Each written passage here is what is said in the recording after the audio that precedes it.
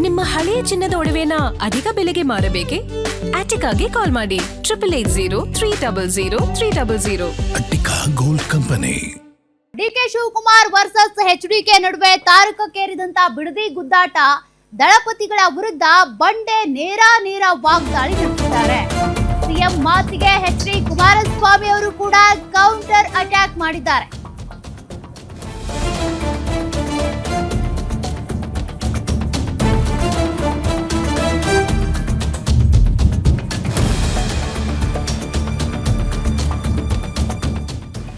ಅಧಿಕಾರಿಗಳ ಮೇಲೆ ಹಲ್ಲೆಯಲ್ಲಿ ನನ್ನ ಮೇಲಿನ ಆರೋಪ ಸುಳ್ಳು.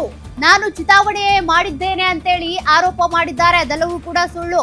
ಅಂತ ಕೆಲಸ ಮಾಡೋ ಅವಶ್ಯಕತೆ ನನ್ಗಿಲ್ಲ.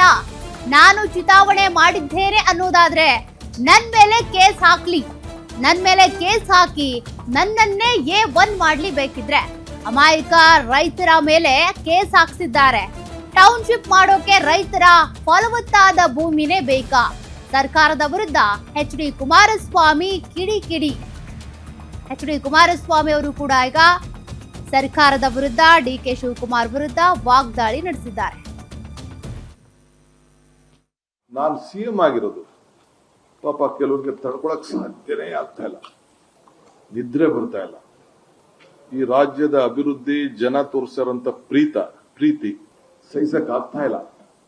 ನನ್ನ ಜೈಲಿಗೆ ಕಳಿಸ್ಬೇಕು, ಜೈಲಿಗೆ ಹೋಗೋದಕ್ಕೆ ಎಷ್ಟು ವರ್ಷಗಳಿಂದ ಸಂಚುಗಳು ನಡೀತು ಅನ್ನೋದು ಕೂಡ ನಾನು ಇನ್ನೊಂದು ದಿನ ನಿಮಗೆ ವಿವರಿಸಿ ನಾನು ತಿಳಿಸ್ತಾ ಇದ್ದೇನೆ.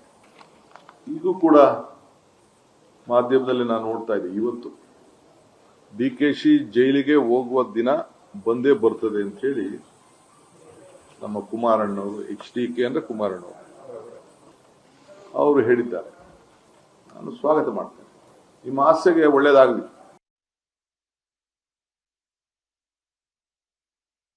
ನಾನು ಈ ಸರ್ಕಾರಕ್ಕೆ ಕೇಳ್ತಕ್ಕಂಥದ್ದು, ಆಮೇಲೆ ಮತ್ತಲ್ಲಿ ಯಾರ ಲೋಕಲ್ MLA ಅದು ನಾನು ಅವ್ರಿಗೆಲ್ಲ ರಿಯಾಕ್ಟ್ ಮಾಡಲ್ಲ, ಅದರ ಅವಶ್ಯಕತೆ ಇಲ್ಲ ನನಗೆ.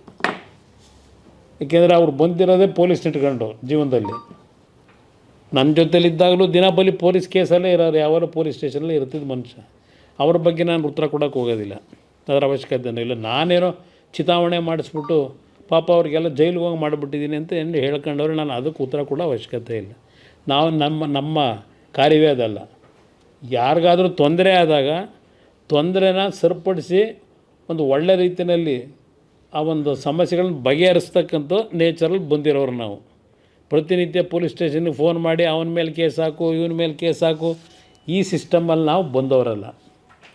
ನಾನು ಈ ಸರ್ಕಾರಿ ಕೇಳ್ತಕ್ಕಂಥದ್ದು, ಇಷ್ಟೊಂದು ನೀವು ಪ್ರತಿಷ್ಠೆ ಇಟ್ಕೊಂಡು ಅಲ್ಲಿ ಮಾಡ್ತೀವಿ ಅಂತಕ್ಕಂಥ ಹೊರಟಿರ್ತಕ್ಕಂಥದ್ದು ಏನಿದೆ, ಈಗಿನ ಮುಖ್ಯಮಂತ್ರಿಗಳಿಗೆ ನೆನಪಿಸ್ಕೊಳ್ತೇನೆ. ಈಗಿನ ಮುಖ್ಯಮಂತ್ರಿಗೆ ಇದರ ಹಠಯಾತಿಕೆ ಏನಾದರೂ ಹೆಚ್ಚು ಕಡಿಮೆ ಆದರೆ ಪಾಪ ಹೇಳ್ತಾರೆ, ಅವರೆಲ್ಲ ಪಾಪ ಹೆಣ್ಮಕ್ಳು ಜೈಲಿಗೆ ಹೋಗ್ತಾವ್ರೆ, ಇದಕ್ಕೆಲ್ಲ ಕುಮಾರಸ್ವಾಮಿ ಚಿತಾವಣೆ ನಡೆಸ್ತಾವ್ರೆ ಅಂತೇಳಿ. ನನಗೆ ಈ ಗಲಾಟೆ ಮಾಡಿ ಅಂತಲೂ ಹೇಳೋದಕ್ಕೆ ನಾನೇನು ಸ್ಥಳದಲ್ಲಿದ್ದೀನ, ನಾನು ಅಲ್ಲೆಲ್ಲೋ ವೆಸ್ಟ್ ಬೆಂಗಾಲ್ನಲ್ಲಿ 3 ದಿವಸದ ನನ್ನ ಇಲಾಖೆ ಒಂದು ಪರಿಶೀಲನಾ ಸಭೆ ಮಾಡಲಿಕ್ಕೆ ಹೋದಂಥವನು. ನಾನು 3 ದಿವಸ ಅಲ್ಲಿದ್ದವನು. ಆಗಿದ್ದರೆ ನನ್ನ ಚಿತಾವಣೆ ಇದೆ ಅಂತ ನನ್ನ ಮೇಲೆ ಕೇಸ್ ಹಾಕಿ ತಯಾರಾಗಿದ್ದೀನಿ. ಕೇಸ್ ನನ್ನ ಮೇಲೆ A1 ಮಾಡಬೇಕಲ್ಲ, ನಾನು ಚಿತಾವಣೆ ಮಾಡಿದರೆ 500 ದಿನದಿಂದ ನನ್ನ ಹೆಸರೇ ಹಾಕ್ಬಿಟ್ರು.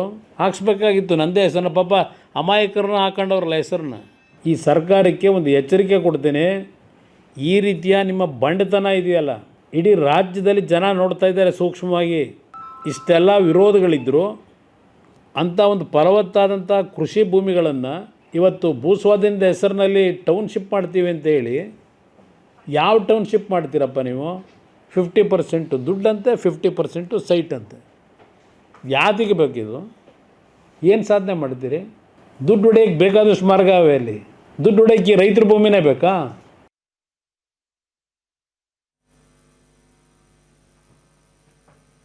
ಒಂದ್ ಕಡೆ ಇವತ್ತು ಡಿಕೆ ಶಿವಕುಮಾರ್ ಅವರು ಸುದ್ದಿಗೋಷ್ಠಿ ಕರೆದು ಈ ಒಂದು ಟೌನ್ಶಿಪ್ ಯೋಜನೆ ಶುರುವಾಗಿದ್ದೆಲ್ಲಿಂದ ಎಚ್ಡಿ ಕುಮಾರಸ್ವಾಮಿ ಅವರೇ ಇದಕ್ಕೆ ಅಡಿಪಾಯ ಹಾಕಿದ್ದು, ಅವರೇ ಇದಕ್ಕೆ ಅನುಮತಿ ಕೊಟ್ಟಿದ್ದು, ತದನಂತರದಲ್ಲಿ ಕೆಲ ರೈತರು ಕೂಡ ಒಪ್ಕೊಂಡಿದ್ದಾರೆ ಅಂತ.